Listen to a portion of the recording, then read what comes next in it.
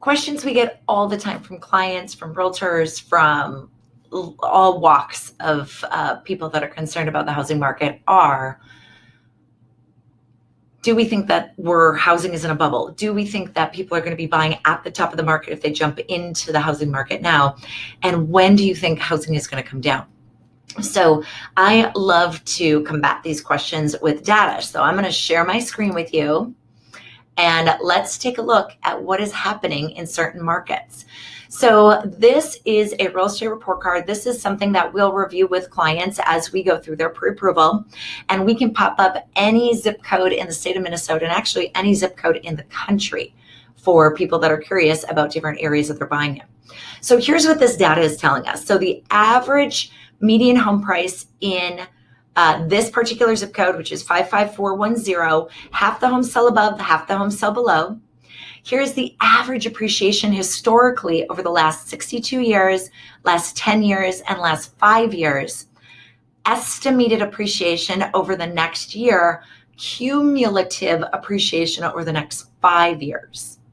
So this data is tabulated on the first Monday of every single month. So this is a couple weeks old, but relatively fresh.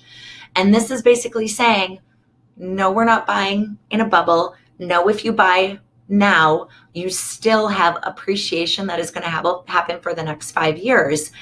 And the other important part is, why is this happening and where is this data coming from? So if I go down a little bit in my estimate, this information here is all from the zip code. Now, if I go down farther, this is more county data. So one thing to note is the amount of first-time home buyers. We have a huge chunk of first-time home buyers in Hennepin County. The other important thing to note is this piece of the pie here that I'm circling. This is the amount of first-time home buyers that are currently renting, and that based on the median home price, the median income level, and the rent that they are currently paying, that they actually could purchase a home and be paying the equivalent amount of rent versus the equivalent amount in a mortgage. So that's a lot of people. And the more that we see rents increase, the more we'll see this category come into the home buying market, which is why we're seeing really steady growth and appreciation, because it really comes down to supply and demand. And lastly, if we go over here, this is the amount of homes that are actually being built currently versus the amount of homes that need to be built to keep up with supply and demand, or excuse me, with demand. So unfortunately, we are still running short in this category as well. So when clients ask us, am I buying at the top of the market based on this data? My answer is no. You've got years of appreciation ahead of you. Do we see housing correcting or coming down anytime soon?